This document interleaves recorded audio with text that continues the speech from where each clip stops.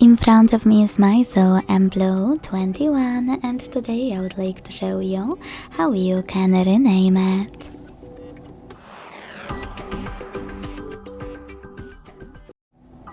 Begin by opening device's settings.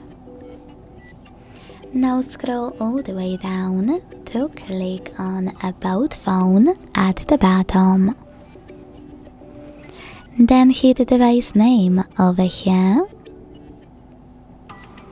and type in whatever you want to.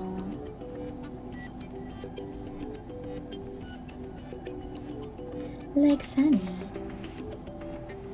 When you finished, select OK in the pop-up and confirm your choice by hitting OK in the second one about visibility. So when I do that, as you can see, name of my device has changed.